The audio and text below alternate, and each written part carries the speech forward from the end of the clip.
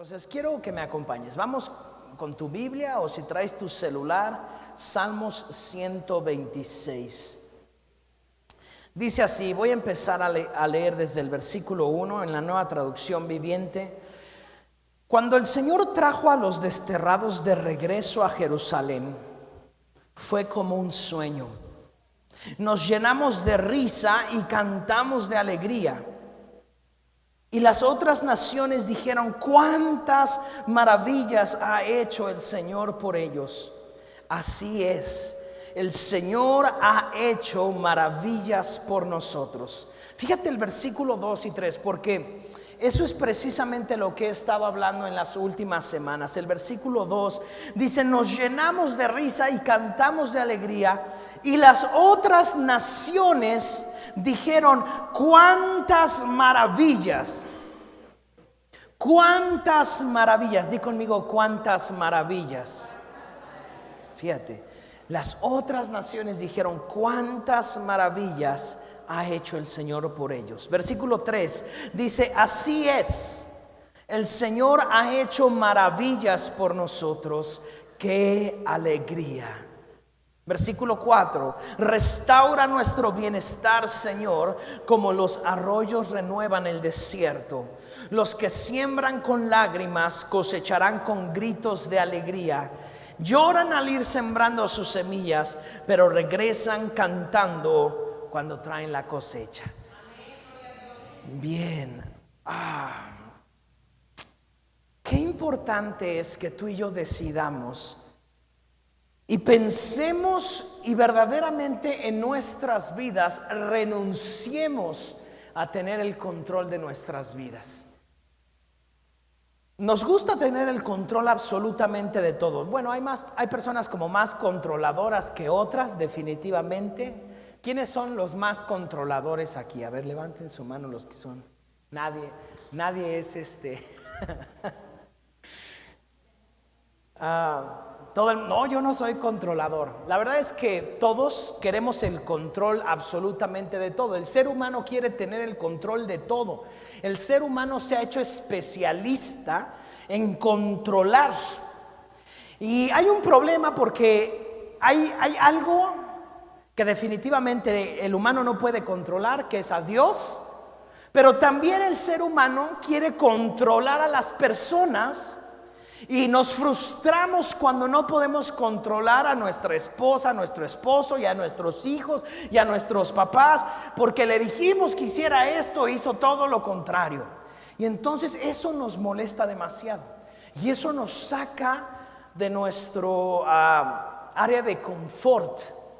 Porque cuando no podemos controlar a las personas, lo que hacemos es enojarnos, lo que hacemos es explotar, lo que hacemos es gritar. Porque entonces si grito y si exploto, voy a poder controlar a la otra persona. Ahora, ¿quiénes son los gritones aquí? Ya vimos quiénes son los controladores, que solamente uno levantó la mano y la levantó por otra persona. Y entonces gritamos y nos enfurecemos y es que tienes que hacer lo que te estoy diciendo, porque el ser humano quiere tener el control de todo.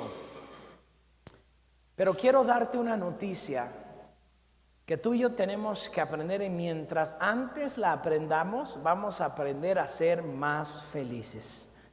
Tú y yo no podemos controlar, número uno, a Dios, nunca lo vamos a poder controlar. Y número dos, nunca vamos a poder controlar a las personas. Puede llegar un momento que una persona haga lo que le estás diciendo, pero eso de todas maneras no te está dando el control absoluto sobre esa persona. Porque el día que esa persona pueda hacer lo contrario a lo que tú le estás diciendo, ese día lo va a hacer. O sea, cuando nosotros tenemos a nuestros hijos y los controlamos y los controlamos y los controlamos, el día que ellos tengan tantita libertad, ¿qué va a pasar? Ellos van a hacer todo lo que nosotros le dijimos que no hiciera. ¿Por qué? Porque el control no es correcto. El control no es una manera correcta. Y entonces pensamos que no, voy a controlar y voy a controlar a mi esposa y voy a controlar a mi esposo y voy a controlar la situación. Y mientras lo controlas, estás más o menos feliz. La otra persona obviamente no está feliz. y siempre va a buscar un momento para salirse del control. Eso es hablando de las personas, pero hablando de Dios, pues ¿cuándo si no podemos controlar a una persona, ¿cuándo vamos a poder controlar a Dios? Y entonces yo veo que muchas personas cristianas quieren que Dios haga lo que yo quiero que haga. ¿Por qué? Porque pues, yo quiero como que yo entendí que Dios es como una varita mágica y entonces Dios tiene que hacer lo que yo digo que tiene que hacer. Y entonces si Dios sana, me tiene que sanar a mí. Si Dios prospera, me tiene que prosperar a mí.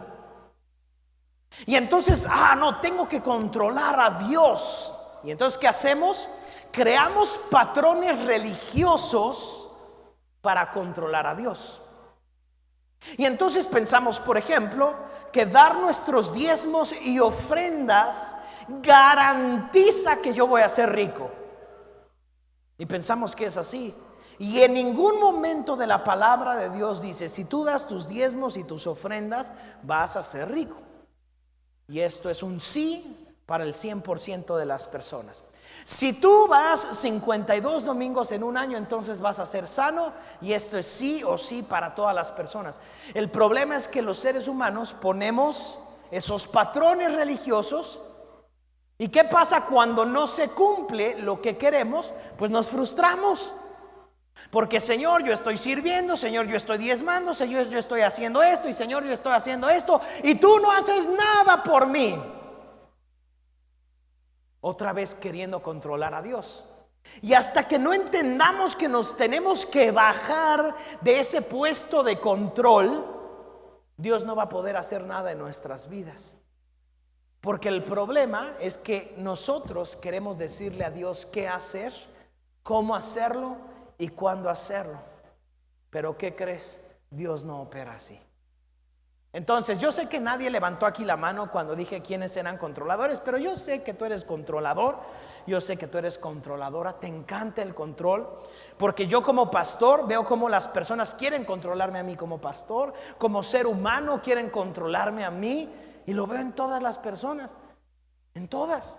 No, un pastor tiene que ser así. Y entonces yo enmarco a la figura del pastor, tiene que ser un viejito con una corbata, un saco, tiene que leer la Reina Valera 60, que es la Biblia espiritual, tiene que predicar de cierta manera, tiene que tener, y entonces enmarcamos, y cuando no entra en ese marco, algo está mal. El cristiano tiene que ser de esta manera, de esta otra. Y entonces, como lo hemos hablado muchas veces, un cristiano no puede estar tatuado, un cristiano no puede tener aretes, un cristiano no puede usar rastas, no puede usar un hombre el cabello largo. Y pensamos que eso es ser cristiano, y ser cristiano no tiene nada que ver con eso. En ningún momento de la palabra de Dios dice eso. Pero el problema es que nos encanta tanto controlar que las mujeres cristianas tienen que estar de falda larga, y eso no dice la Biblia en ningún lugar. De hecho, la Biblia cuando fue escrita, los hombres usaban faldas largas o vestidos largos, ¿no? O sea, túnicas. Entonces, eso de que bueno, las mujeres no deben de usar pantalón, bueno, en tiempos de Jesús nadie usaba pantalón, ni las mujeres ni los hombres tampoco. En los tiempos de Pablo tampoco usaban pantalón los hombres. Pero ¿qué pasa? Que nosotros queremos controlar la iglesia, queremos controlar a los cristianos, queremos controlar a los pastores y sobre todo queremos controlar a Dios. Pero el problema es que a Dios nunca lo vas a poder controlar. Y entonces hay un montón de cristianos frustrados por la vida, queriendo controlar al Señor. Pero ¿sabes una cosa? A Dios no lo vas a poder controlar nunca. Una y otra vez vemos en la Biblia hombres y mujeres de Dios que solamente se dieron de topes hasta que decidieron hacer la voluntad de Dios, hasta que decidieron caminar en lo que Dios tenía para sus vidas. ¿Y cómo llegué a todo esto? Bueno, el Salmo 126 es un salmo escrito porque Dios lleva cautivo, y digo Dios aunque lo hizo el pueblo de Babilonia, el imperio babilónico, se lleva cautivo al pueblo de Israel, principalmente a la tribu de Judá y algunos de otras tribus, de Benjamín, de algunos levitas, se los llevan cautivos. Pero en realidad quien los lleva cautivos es Dios.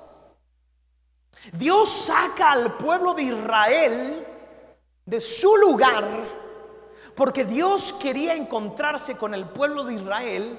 El problema es que el pueblo de Israel era bien necio, como tú y yo, que somos bien necios. Para el pueblo de Israel, el lugar de la presencia de Dios era el templo de Salomón. El problema es que como muchos cristianos empezaron a idolatrar el templo de Salomón, pensando que el templo de Salomón era el lugar que contenía a Dios y el arca del pacto era el lugar que contenía a Dios. Aunque ya habían venido profetas a decir: Señor, tú eres tan grande que un templo no puede contenerte, una caja no puede contenerte. Pero el pueblo de Israel estaba necio en que sí. Como muchos cristianos están necios con pensar que este lugar o cualquier otro templo de algún lugar es un lugar santo. No hay lugares santos, porque Dios no habita en templos hechos por manos de hombres. Dios habita en este templo. Si hay algo santo, es este templo.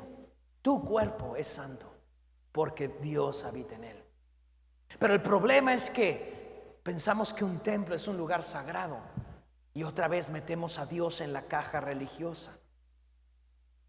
Y el problema es, y con lo que yo choco mucho, es que los cristianos vienen el domingo, cantan el domingo, adoran el domingo, pero cuando salen de aquí se convierten en una persona más del mundo. Entonces aquí parecemos cristianos adentro y afuera parecemos uno más del mundo. Pero el problema es que Dios nunca pidió eso. Dios pidió que fuéramos luz en la oscuridad, luz en el mundo, y no luz dentro de una caja. Y el problema es que muchos cristianos solamente queremos ser luz en una caja. Y entonces nos gusta cuando hay otros cristianos porque podemos platicar de temas cristianos, pero no nos gusta cuando estamos en un lugar de oscuridad porque es difícil estar en ese lugar.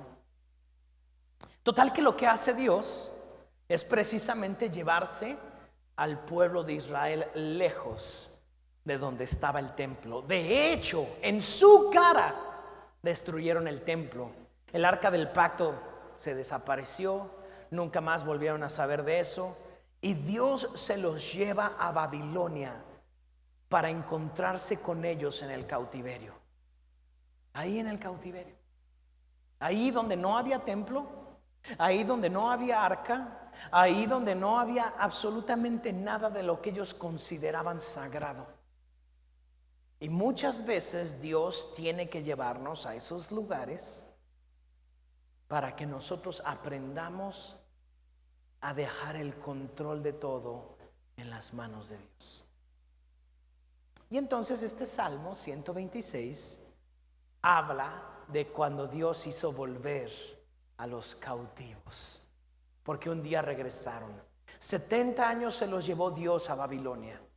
70 años estuvieron en Babilonia. Ahí en Babilonia Dios se encontró con ellos. Ezequiel escribe un libro, el libro de Ezequiel, donde se encuentra a Dios y dice que él estaba en el río en Babilonia, estaba en un río, y de pronto los cielos fueron abiertos y él vio la nube del Señor descender en ese lugar.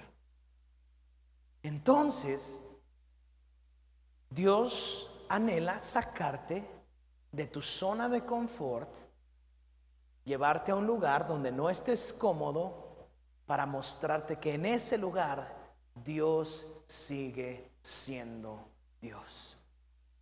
Y por eso es que tú y yo muchas veces vamos a pasar por momentos difíciles en nuestras vidas. Porque hay momentos en nuestras vidas donde Dios permite que haya un sacudir en nuestras vidas para que despertemos. Ahora, tristemente, y esto duele mucho en el corazón, pero hay personas con todo y la sacudida no despiertan. Son de sueño profundo. Son de esos que les puede pasar un tren encima y no se despiertan. Pero el problema es que no solamente es en la noche. El problema es que es en su vida diaria. Y entonces vienen los problemas, vienen las situaciones difíciles y no hacen absolutamente nada y no cambian nada y no cambian patrones y seguimos de necios, pensando que Dios va todavía a hacer lo que ellos quieren que haga. Y yo me he topado con personas que les dices, oye, pero estás haciendo todo mal y esto no es así, no es así, aunque tú creas que es así. Pues no me importa y yo voy a esperar que Dios lo haga. Dices, ¿de veras? ¿De veras? ¿No te das cuenta? Abre tantito los ojos. Quiero darte 6 puntos el día de hoy. Punto número 1.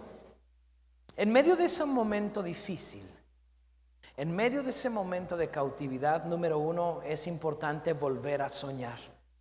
Dice aquí, cuando Dios nos hizo volver de la cautividad, éramos como los que sueñan.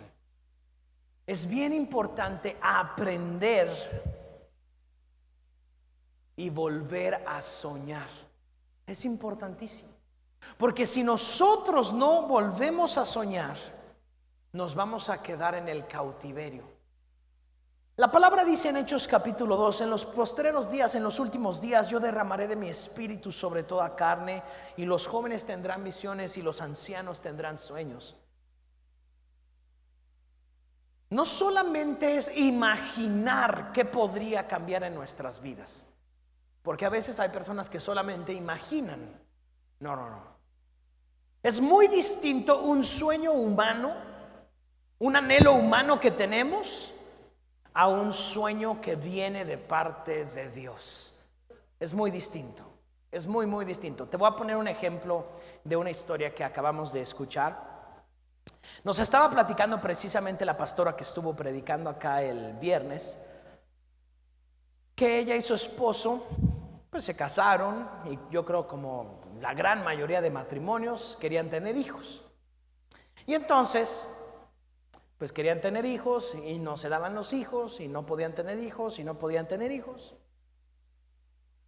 El sueño de todo matrimonio, o bueno, de casi todos los matrimonios, es casarme para tener hijos. O bueno, casarme y en el transcurso tener hijos. Tal vez no es el objetivo principal, pero pues es parte, ¿no? Como que va con el paquete, casarme y tener hijos. Yo sé que antes era completamente normal eso, ahora en los tiempos en los que vivimos, pues con tener perros hay quienes se conforman, ¿no? Pero la verdad es que la mayoría de los matrimonios, pues te casas y dices, yo quiero tener hijos. En algún momento, puede ser en 1 año, en 5 años, en 10 años, cuando sea, es parte de. El problema es que ellos eran pastores, en aquel entonces pastores de jóvenes, pastores de un campus de la iglesia, pero no podían tener hijos. Y entonces viene lo que te decía, a veces tenemos estos conceptos, bueno, pero si servimos, si somos pastores, si damos nuestros diezmos, si damos nuestras ofrendas, pues que no todo debería de salir bien en nuestras vidas. Y la respuesta es no por servir, no por ser pastor, no por venir los domingos bien peinadito, las cosas deben salir bien en nuestras vidas. Jamás, Dios jamás dijo eso. De hecho, Jesús dijo, en el mundo vas a tener aflicción.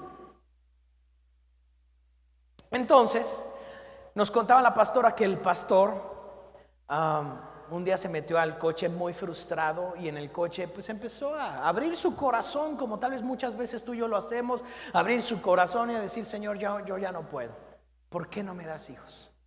Y dice que en ese momento, y esto es importante y quiero que pongas mucha atención a esto, dice que en ese momento donde estaba derramando su corazón y donde estaba llorando y estaba frustrado, como seguramente tú y yo alguna vez hemos estado frustrados, dice que en ese momento escuchó la voz del Espíritu Santo y le dijo, yo te voy a dar 2 hijos, y le dio el nombre de sus 2 hijos.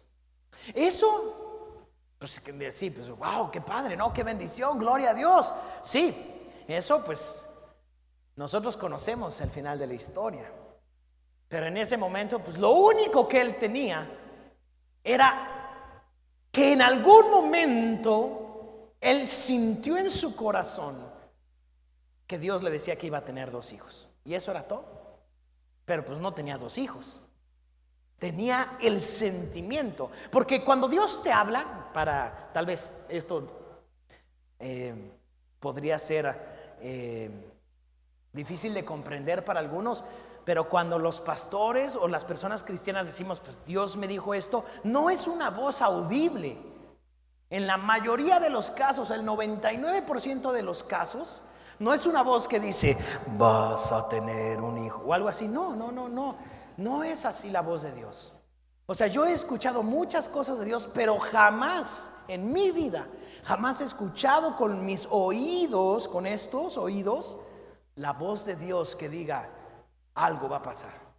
No, normalmente es un sentir que llega a tu mente, a tu corazón, donde dices, creo que Dios me está diciendo eso. ¿Ok? Entonces, pero pues eso, ¿qué garantía te da? Porque es algo que pues no se oyó y bueno, en la mayoría de los casos no viste cara a cara a Dios. Hay casos donde sí puede suceder, definitivamente, pero en la mayoría de los casos no. Y este caso que te estoy contando es así, pues estaba este hombre, este pastor, y sintió en su corazón, no fue una voz que retumbó en el coche, fue una voz en su interior, donde Dios le dijo, ¿sabes qué? Vas a tener 2 hijos. Y entonces,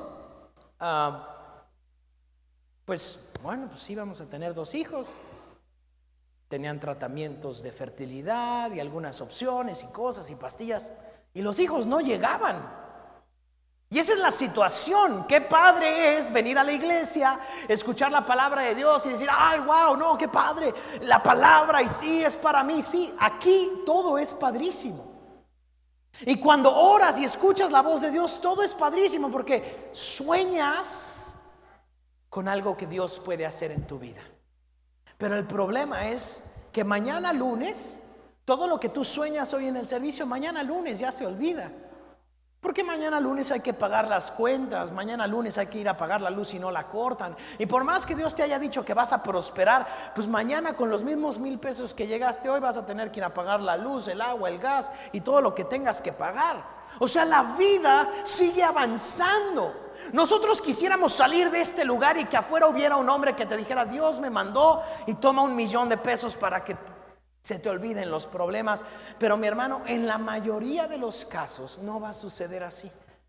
En la mayoría de los casos lo único que te vas a llevar de la iglesia y de un tiempo de oración es una palabra de Dios. Es lo único. Pero una palabra de Dios es suficiente para transformar nuestras vidas. Una palabra de Dios.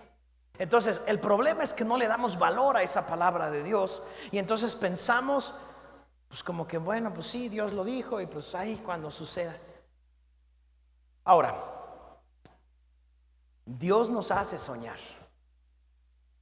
Hay cosas que nosotros podemos soñar por cuenta propia, y hay cosas que sueños que Dios pone en nuestras vidas.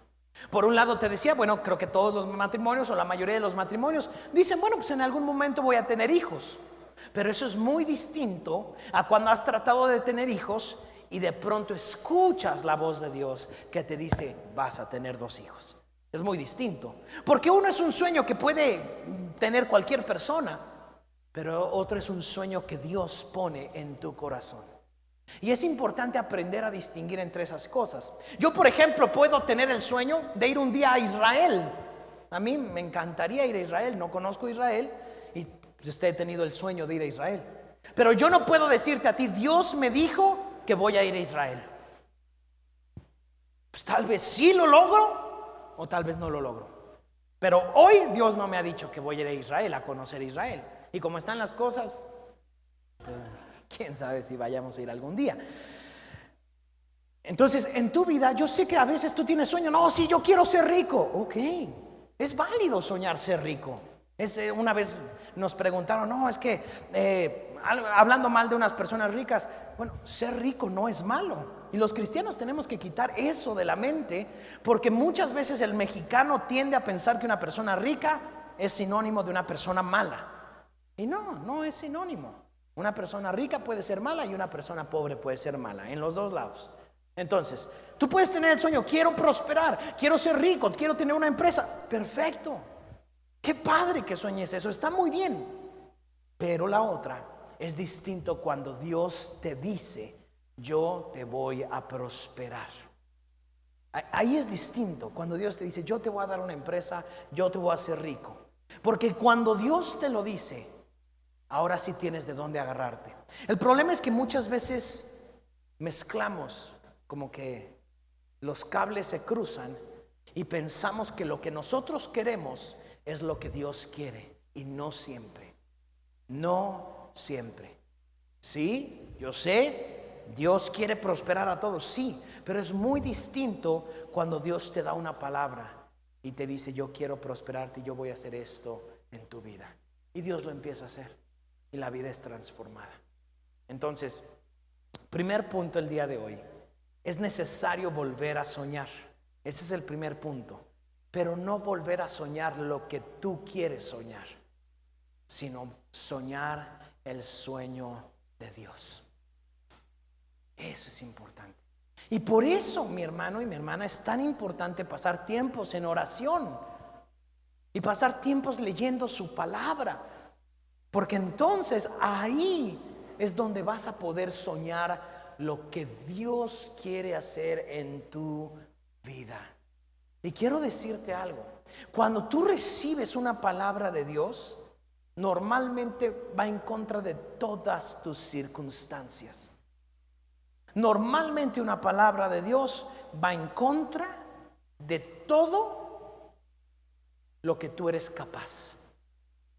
Como hemos visto las últimas semanas, porque Dios quiere llevarte mucho más allá de lo que tu capacidad te puede llevar. Y yo no dudo que eres muy inteligente, y yo no dudo que eres muy capaz, pero Dios quiere llevarte a un lugar donde tú estés seguro que tú no llegaste por tus fuerzas. Ahí es a donde Dios te quiere llevar. Pero como lo he dicho las últimas semanas, tú decides si tú quieres ir a donde tus fuerzas te pueden llevar, que más bien sería este lado, o si tú quieres ir a donde Dios te puede llevar. Y en tus fuerzas tal vez llegues lejos, pero en las fuerzas de Dios tú podrías llegar a un lugar impresionante, impresionantemente lejos. Ahí es a donde Dios te quiere llevar. Segundo punto el día de hoy, solamente Dios puede cambiar tu tristeza en alegría. Y esta es una verdad que tenemos que aprender a creer con todo el corazón. Hoy en día, en la sociedad donde vivimos, donde queremos estar todos felices todo el tiempo y queremos estar alegres y queremos ser plenos y queremos estar gozosos y todo, nos conformamos con cualquier cosa. Pero el problema es que cualquier cosa nunca te va a hacer feliz. O sea, hay 1000 cosas que creemos que nos van a hacer felices. Es más, hay cosas buenas que creemos que nos van a hacer felices. A veces creemos que no, por casarme voy a ser feliz. Mi hermano, si tú buscas casarte para ser feliz, vas a caer en la peor frustración de tus vidas, porque casarte no es para ser feliz. Esa frase de felices para siempre es una mentira, porque casarte precisamente es para frustrarte. Casarte es la herramienta perfecta de Dios para que seas transformado a la imagen y a la semejanza de Cristo. No hay relación más complicada que el matrimonio. Y el problema es que como yo me caso para ser feliz y digo, bueno, llevo 10 años casado y nunca he sido feliz, pues ha de ser la persona. Entonces yo pienso, es que es la otra persona. No, no es la otra persona. Es que el objetivo es el incorrecto. No te casaste, o sea, bueno, perdón si te casaste para ser feliz, pero el problema es que no vas a ser feliz. Vas a tener más obligaciones, vas a tener más responsabilidades, vas a tener más tantas cosas extras que en lugar de liberarte te van a cargar mucho más. No, entonces el error no es que no era casarme para ser feliz, era tener hijos para ser feliz. Y entonces tenemos hijos para ser felices y pasa lo mismo. No, es que lo que necesito es una casa más grande. Y una casa más grande necesita más dinero. Una casa más grande necesita más trabajo. No, es que el problema es que soy empleado. Necesito ser un empresario. Y el problema es que, bueno, eras empleado y recibías un sueldo todas las quincenas, pero ahora como empresario no sabes si va a llegar el sueldo o no. Y antes trabajabas 8 horas y te podías ir a las 8 horas, pero como empresario, aunque sean pequeña o mediana empresa, no trabajas 8 horas, trabajas 10, 12, 14, 16 horas. Te vas a dormir trabajando, te despiertas trabajando. Entonces el problema es que estamos buscando todo el tiempo. Entonces no era casarme, no era tener hijos, era la casa. Es un coche nuevo, cambiar de coche cada 2 años. Y entonces tengo que cambiar de coche cada 2 años. Mi hermano, nada de eso te va a hacer feliz. Nada. O sea, ¿tú crees que un coche puede cambiar todos los traumas que tienes desde niño? Jamás. O sea, por favor. No hay nada en esta vida que pueda transformar el corazón como Dios lo hace. Y el problema es que estamos buscando llenarnos de tantas cosas y no buscamos en el único. Di conmigo único. Dilo con fe, único. Porque esto tiene que quedar claro en nuestras vidas. Si tú y yo no hemos llenado cada hueco de nuestro corazón con Cristo, y ojo, que Cristo no es lo mismo que iglesia. Acuérdate, iglesia entra dentro del marco religioso, Cristo no. Iglesia es lo que hacemos, como entendemos hoy iglesia es el domingo, el servicio, en la semana pues voy a un grupo y bueno, ya con eso voy a ser feliz. No, tampoco. Porque de verdad tú puedes salir de aquí y mañana vas a volver a deprimirte si Cristo no lo es todo en tu corazón. Porque mañana, en el momento de la oscuridad, de la depresión, del trabajo, de la angustia, de los problemas en el matrimonio, los problemas con los hijos, ahí es donde necesitas a Cristo. No aquí en la iglesia. Aquí pues nadie tiene problemas, todos están sentados. Los veo bien contentos, menos a los que están dormidos. A esos los veo medio. Pero pues aquí, ¿qué problema puedes tener? ¿Cuál es el problema más grande aquí? Ninguno, estar sentado. La cosa es afuera, donde los verdaderos problemas llegan. Ahí es donde se necesita a Cristo. Entonces, el primer punto es: tienes que soñar los sueños de Dios. Está padrísimo, Señor, gracias porque tú me dijiste que voy a prosperar, que voy a sanar, que voy a hacer esto. Pero abres los ojos y te inunda una tristeza inmensa, porque las cosas no son como Dios dijo que serían. Y entonces viene esa depresión, tristeza y angustia cristiana, donde, Señor, tú dijiste. Imagínate a José, por ejemplo. José tuvo un sueño de parte de Dios, donde él estaba dormido y soñando, vio a sus hermanos y a sus papás postrarse delante de él, arrodillarse ante José. En primera, ese sueño está bien loco, ¿no? Porque el papá y los hermanos postrándose, pues ¿quién tendrías que ser? Y tal vez José pensaba, bueno, algún día que nos peleemos me van a pedir perdón, se van a arrodillar, pues no sé cómo vaya a ser. Pero ahí empieza la historia de José. Y la historia de José, después de ese sueño, se pone de mal en peor. O sea, va pasando de mal a peor, a peor, a peor. Lo venden sus hermanos, acaba como esclavo, lo acusan de violador, lo meten a la cárcel. Y ese periodo de tristeza y de dolor, pues imagínate. O sea, qué padre tener el sueño de Dios, pero después 17 años donde las cosas iban empeorando. Pues obviamente José un día olvidó el sueño. Y es lo que muchas veces pasa.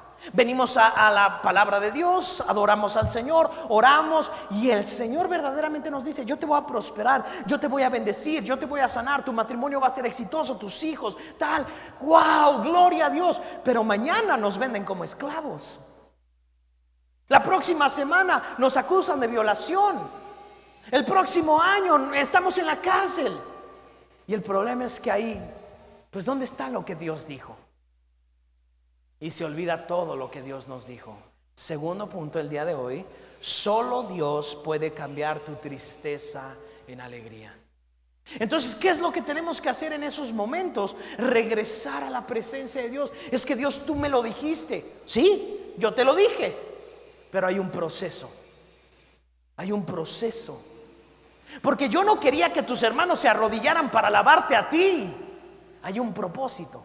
El problema es que José pensaba: sí, un día mis hermanos van a decir: oh, qué bueno es José. No. El día que se arrodillaron frente a José, fue suplicando misericordia, y ni sabían que era José.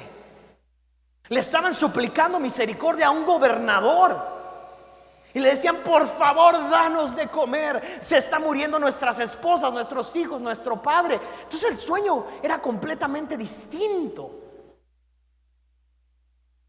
Pero hubo todo un proceso donde Dios, aparte de todo lo que hizo en la vida de José, Dios le dio 2 hijos a José.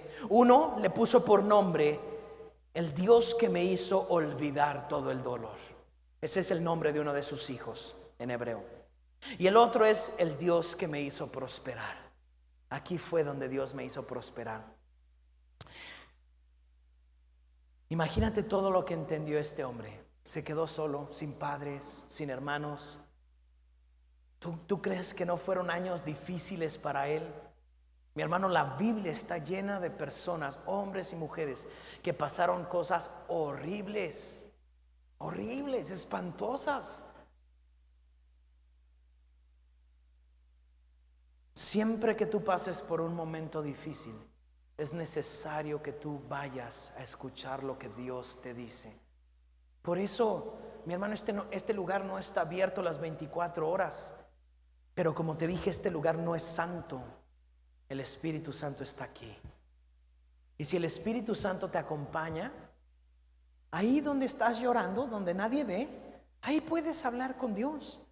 Y es impresionante cómo hay temporadas en nuestras vidas donde Dios se enfoca en aplastar nuestro ego, en aplastar todo lo que somos, para que podamos llegar a decir, si no fuera por Dios yo no estaría aquí. Ese es el lugar a donde Dios quiere llevarnos. Ahora, no quiero decir que al aplastarte Dios te quiera dejar aplastado. No, al contrario. Ese momento de dificultad es para llevarte a un lugar donde con tu capacidad no podrías llegar. Con tu licenciatura, con tu ingeniería y con tu maestría, no es suficiente. A donde Dios te quiere llevar es a un lugar donde nada de eso te va a llevar. Pero es importante pasar por el proceso de Dios. Y el proceso de Dios a veces se llama enfermedad, a veces se llama muerte, a veces se llama pobreza, a veces se llama fracaso, y en algunos casos se llama de las 4 maneras. Wow. ¿No has conocido a alguien que le va tan mal en la vida? Que hay una temporada en su vida donde dices, wow, qué difícil. Estaba leyendo en la mañana, los memes cristianos, y había uno que decía, a todos nos gusta la historia de Job, mientras no seamos Job. Y es la verdad, leer la historia de Job es bien fácil, sobre todo porque conocemos el final. Pero el problema es que Job somos tú y yo. Y recuerda que Job en una temporada muy corta de su vida perdió todo. Y lo único que le quedó fue la esposa. O sea, no solamente quitó todo el Señor, sino que Dios le dejó a la esposa para que lo torturara todos los días. Gracias a Dios que yo no tengo una esposa que me tortura todos los días. Pero imagínate, Job perdió todo, José perdió todo. En la Biblia vemos tantas personas que perdieron todo. Tercer punto el día de hoy. Dios desea que el mundo pueda ver las maravillas que ha hecho en tu vida. Y por eso Él está tan seguro de pasarnos por ese proceso. El versículo 3 y el versículo 4 dice, y las naciones dijeron, wow, grandes cosas ha hecho Dios con ellos. Cosas maravillosas ha hecho Dios con ellos. Porque lo que Dios va a hacer en tu vida no se va a poder esconder. Eso es interesante. Porque a veces por miedo podemos esconder lo que Dios ha hecho en nuestras vidas. No, que nadie se vaya a enterar, que nadie vaya a saber. Pero ¿sabes una cosa? Dios desea llevarte a un lugar donde no puedas esconder las cosas, donde la gente pueda verlo. Porque ¿sabes una cosa? Dios va a ser glorificado en eso. Porque si fuera por nuestra capacidad, podríamos llevarnos la gloria. Pero como Dios quiere llevarnos a un lugar donde tú estés seguro y segura que no pudiste haber llegado sin la mano de Dios, en ese lugar no vas a poder esconder la bendición de Dios. José, por ejemplo, no fue cualquier gobernante. Cuando lo hicieron gobernante, Faraón, que era el equivalente al presidente Biden el día de hoy, el hombre más poderoso del mundo, de la nación más poderosa, no era cualquier persona. José era la mano derecha, y Faraón frente a todos dijo: él está encima de todos, o arriba de todos, o es el líder de todos, solamente por debajo de mí. Imagínate qué lugar de honor le dio Dios. Pero les decía, no me acuerdo si fue aquí o en otro lugar, en unas semanas pasadas, imagínate el currículum de José. ¿Qué escribió José en su currículum? Pues trabajé unos años con mi padre, estudié con mi padre administración unos años, lo hice prosperar, pero después fui vendido, y después fui esclavo, y después me metieron en la cárcel. No es una gran historia para contar, para conseguir un empleo, y mucho menos de gobernador de una nación. ¿Por qué te metieron a la cárcel? ¿Por violación? ¿Y es verdad? ¿Es mentira? ¿Si te metiste con la esposa de Potifar o no? ¿Y por qué te vendieron como esclavo? O sea, ¿qué pasó? El currículum de José era una porquería para poder pedir ese puesto de trabajo. Pero no tuvo ni que pedir el puesto de trabajo, porque cuando Dios le había dado un sueño, Dios sabía lo que significaba ese sueño. Él no sabía, pero Dios sí sabía. Y lo llevó hasta un lugar donde él mismo le dijo a sus hermanos, porque sus hermanos se arrodillaron y le dijeron: José, perdónanos y ten misericordia de nosotros. Es más, ¿sabes? Los hermanos tenían tanto miedo que cuando el padre murió, le dijeron a José: lo único que te pedimos es que no nos mates, porque nuestro padre dijo que no nos mataras. Y era mentira, le tenían miedo. Pero el corazón de José ya había sanado, y José les dijo: no se preocupen, porque lo que ustedes quisieron usar para mal fue el vehículo que Dios usó para salvación. Y así termina el libro de Génesis. Es impresionante, porque lo que el hombre y la mujer quieren usar para tu mal es precisamente lo que Dios va a usar para prosperarte.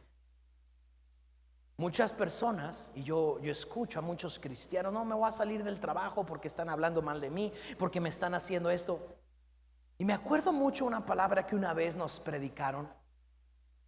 Un pastor decía que para que un árbol prospere y dé fruto, que hay que echarle abono, ¿no? Y el abono, aunque hoy hay muchos abonos químicos, pero el abono, los otros 5,500 años antes de que fueran abonos químicos, normalmente era estiércol, el desecho de los animales. Y para que el árbol creciera, tenían que echarle estiércol. Para que tu vida y mi vida crezcan, muchas veces vamos a necesitar que nos echen estiércol. No nos gustan porque apesta. No nos gusta porque a quién le va a gustar estar lleno de estiércol. Pero precisamente todo eso que es desecho, todo eso que hablan mal de ti, todo ese juicio y esas mentiras que dicen de ti, eso es lo que Dios va a usar. Ahora, el problema es entenderlo como José lo entendió, que dijo: ¿sabes qué? No se preocupen, yo los perdono, porque todo ese estiércol que me echaron, si ustedes no me hubieran vendido, yo no hubiera llegado aquí. Y en algún momento de tu vida, en algún momento vas a darte cuenta de eso. Todo lo que hablaron mal de ti es precisamente lo que Dios usó para impulsar. Punto número 4. Dios quiere convertir tu vida de un desierto a un arroyo, de los desiertos a los arroyos. ¿Qué es un desierto? Un desierto es un lugar muerto prácticamente. Un desierto es un lugar donde se da muy poca vida.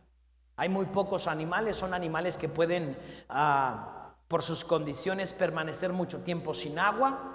Lo mismo las plantas, los vegetales que se dan, son vegetales que a fuerza necesitan poca agua para vivir.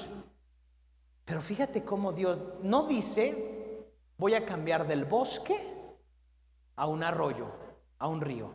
No dice, voy a cambiar de un desierto, pues a un desierto con flores. No, Él lleva del desierto a los arroyos. Algo que prácticamente parece imposible. Ahí es a donde Dios quiere llevarte. Precisamente del desierto a los arroyos. Jesús, para empezar su ministerio, tuvo que pasar por un desierto. El pueblo de Israel, para pasar a la tierra prometida, tuvo que pasar por un desierto. Entonces no hay victoria y no hay tierra prometida y no hay cosas gloriosas en nuestras vidas si Dios no nos ha pasado por un desierto primero. Entonces no le huyas al desierto, porque el desierto es indispensable.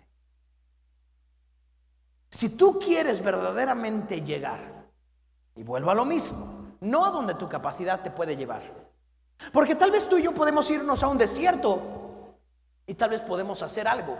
Hay naciones en desiertos con un montón de trabajo, pero es muy distinto en nuestras fuerzas tratar de hacer que algo prospere a cuando Dios dice, no, yo voy a cambiar completamente todo y convertirlo de un desierto a un arroyo, de algo completamente seco a un lugar donde está fluyendo. ¿Qué es un arroyo? Un lugar donde fluye el agua.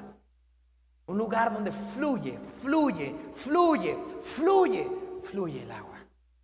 Entonces, quiero decirte, Dios no quiere llevarte de un bosque a un arroyo, de un desierto a un lugar habitable. No, Dios quiere convertir tu peor temporada en la mejor temporada. Eso es lo que Dios quiere hacer. Pero es necesario pasar por el desierto. Quinto punto. Se siembra con lágrimas y se cosecha con alegría. Ese es el principio bíblico. La siembra es con lágrimas. La siembra es con lágrimas. Yo sé que es difícil, mi hermano, pero quiero decirte, yo no estoy exento de eso. Como te dije desde un inicio, no por ser pastor estamos exentos de absolutamente nada de esto. Todos, si queremos cosechar con alegría, tenemos que sembrar con lágrimas. ¿Con qué vamos a sembrar? Con lágrimas. No hay de otra, no hay otro camino. Se tiene que sembrar con lágrimas. Perdonar con lágrimas. Despertarse temprano todos los días con lágrimas, viendo que las cosas no cambian. Todos los días. Y a veces hay temporadas donde todos los días lloramos. Sería una mentira que yo te dijera que no se siembra con lágrimas. No, sí se siembra con lágrimas. Ahora, te digo una ventaja. Si tú ya empezaste a sembrar con lágrimas hace mucho tiempo, quiero decirte algo bueno. La cosecha está por llegar. Pero si tú apenas vas a empezar a sembrar con lágrimas, quiero decirte, sé fuerte y sé valiente, porque la cosecha no llega de un día para otro. La cosecha tarda. A veces son años y a veces son décadas de lágrimas. ¿Ven? Entonces, me alegro con aquellos que han sembrado ya por mucho tiempo, porque estoy seguro que pronto verás la cosecha. Y me alegro con aquellos que tal vez empiecen el día de hoy a sembrar con lágrimas, Porque en 10 años, o tal vez antes, podremos ver la cosecha. Pero estoy seguro de algo, veremos la cosecha. Es momento de sembrar. Siembra, siembra, siembra. Duele sembrar, sí. Duele perdonar, sí. Duele. Pero acuérdate de algo. Todo eso malo que la gente quiso usar y las circunstancias, eso es lo que preparó tu vida para un futuro glorioso. Las iglesias no están exentas de eso. En las iglesias hay cristianos bien hermosos que hablan mal de ti. Es más, corrijo, hablan bien mal de ti. Hablan muy, muy, muy mal de ti. Cristianos hermosísimos que el Señor usa para echarte estiércol. Y también usa gente del mundo. Y el Señor usa gente que amabas y que amas para tirar ese estiércol. Porque solamente Dios, usando esas personas, iba a ser capaz de tronarte. Solamente con esas personas. Aquellos en los que confiaste todo, aquellos a los que les diste todo, aquellos a los que sembraste con lágrimas en sus vidas. Y precisamente, tú sabes, Judas, yo sé que Judas en la Biblia, pues todos sabemos quién es Judas, ¿no?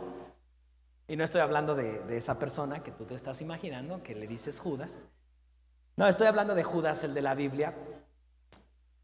Este Judas era amigo de Jesús.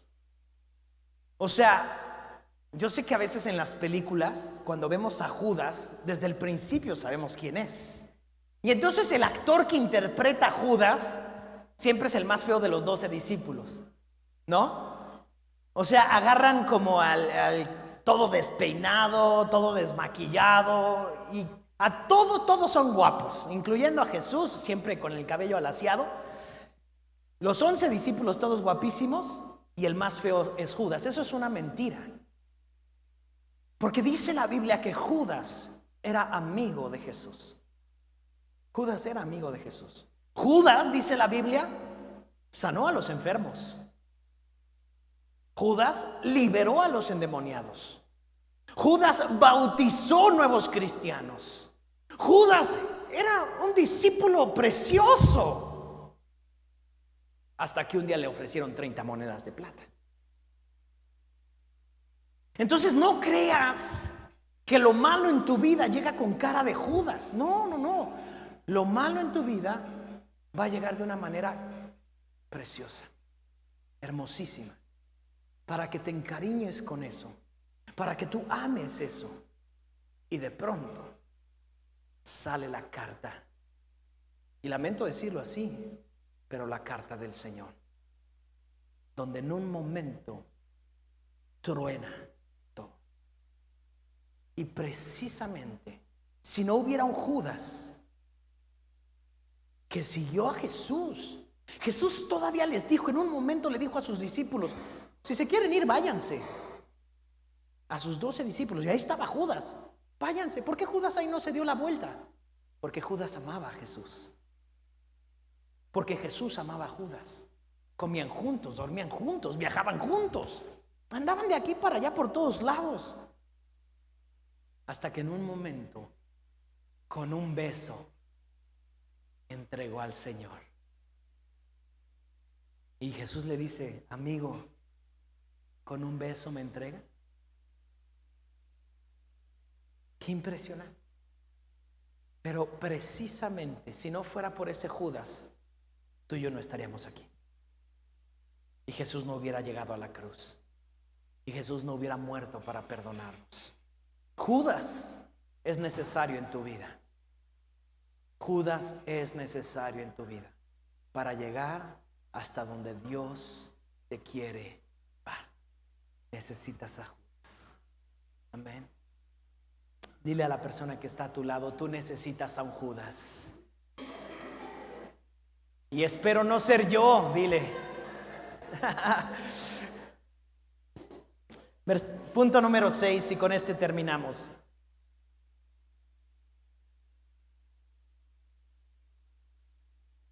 Ahorita todo suena tan chistoso, pero en la hora de la hora es tan difícil.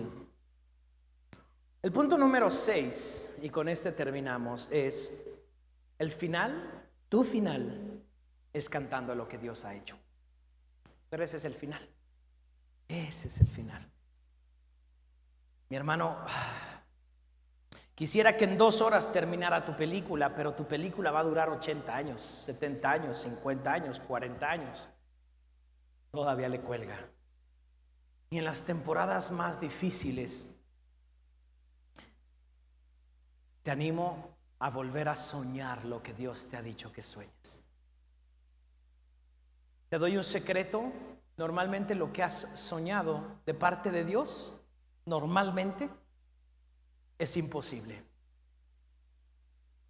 Termino con este testimonio que te he platicado, pero tal vez no lo has escuchado. Me acuerdo un día que me estaba bañando, porque aunque tú lo dudes, me baño de vez en cuando. Un día que me estaba bañando, escuché la voz del Espíritu Santo. Verdaderamente era la voz del Espíritu Santo, porque después lo pude comprobar. Y mientras me estaba bañando, oí la voz del Espíritu Santo, y como te lo dije, no fue una voz que retumbó, no fue una voz que pude escuchar, pero fue algo en mi corazón. Y me dijo: yo te voy a sorprender. Qué bendición, pero verdaderamente lo recibí. Dios me va a sorprender. ¿Qué irá a hacer el Señor en mi vida? Y cuando viene de parte de Dios, quiero decirte, cuando viene de parte de Dios, no es solamente un pensamiento, verdaderamente es una impresión de Dios. Y es algo que ya no te puede dejar dormir. ¿Cómo me vas a sorprender, Señor? Curiosamente, en esa temporada de la vida, pues teníamos muchos gastos que hacer y no teníamos, la verdad, no teníamos ahorros, no teníamos dinero, no teníamos, o sea, vamos, teníamos para ir viviendo día a día, ¿no? O sea, comprar la comida, pagar la renta, todo eso, pero no teníamos dinero para irnos de vacaciones. Y si tú conoces la historia, no vayas a contar el final. Pero lo curioso es que a los poquitos días, digamos que era agosto, me acuerdo que era por agosto, como a la semana, viene una persona, unos misioneros que antes vivían acá en Cuernavaca, y nos dicen: ¿qué creen que queremos darles un viaje a Atlanta, todo pagado? No sé si puedan ir y quieran ir. Y pues obviamente pues, saben que soy medio gorrón. Les dije: sí, no, pues cómo no vamos a querer ir. No, sí, claro que sí. Y sí podemos ir y tenemos nuestras visas y todo. Entonces vamos a poder ir. Y nos llevaron una semana a Atlanta, gracias a Dios, a un congreso que hubo allá. Pero el congreso fue el pretexto que Dios usó. Lo curioso es que después nos enteramos, ya tal vez un año después o 2 años después, que ese viaje no fue planeado para nosotros. Ese viaje fue planeado para otras personas, pero las otras personas no pudieron ir. Gloria a Dios. Porque entonces nos lo pudieron regalar a nosotros, aviones, el hotel. Primero nos habían dicho: no, los vamos a hospedar en una casa, pero un pastor en Atlanta dijo: no los van a hospedar en una casa, yo les voy a pagar el hotel. Nos pagó el hotel. Y Dios sabe cómo hasta consentirnos, que a mí me gusta el fútbol. Y otro pastor nos dice: ¿saben qué? Tengo unos boletos para ir a ver al equipo de fútbol, Atlanta United, que en aquel entonces era pues acababa de ser campeón o iba a ser campeón. Tenía un buen equipo.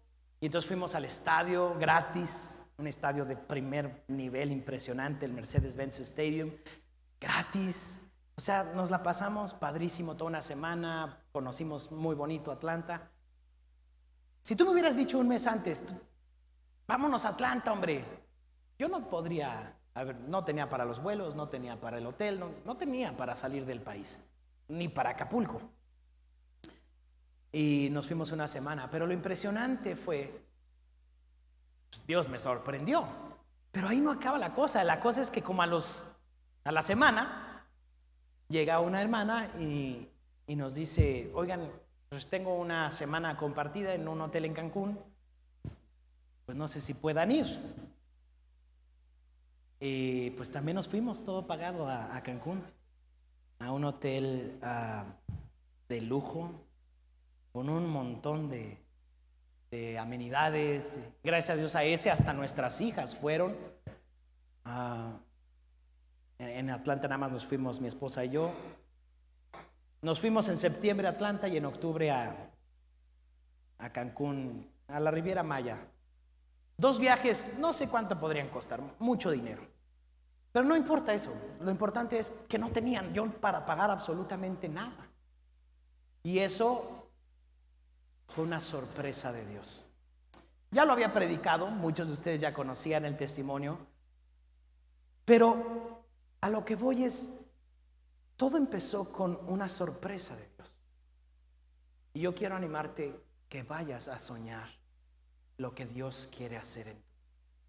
Y hay muchos otros testimonios que podría contarte, pero yo no quiero que tú pienses que eso me sucede a mí porque soy pastor de una iglesia, porque eso no es mi mensaje el día de hoy. Mi mensaje es: Dios lo puede hacer en tu vida. Y Dios lo quiere hacer en tu vida. Y Dios quiere sorprenderte. Pero yo quiero animarte: vuelve a soñar lo que Dios quiere que sueñes. Recuerda que tu tristeza solamente Dios la puede transformar. Ese fue mi segundo punto. Mi tercer punto es: el mundo tiene que ver las maravillas que Dios hará en tu vida. El número 4 es: Dios va a convertir tu peor desierto en un arroyo. El número 5 es: yo sé que estás sembrando con lágrimas, se siembra con lágrimas, pero cosecharás con alegría. Y tu final será cantando lo que Dios ha hecho. Amén. Así que mi hermano, si estás viviendo momentos difíciles, sigue adelante. Vuelve a soñar. Regresa a lo que Dios te dijo y conquistarás. Amén. Vamos a ponernos de pie, vamos a darle un aplauso al Señor.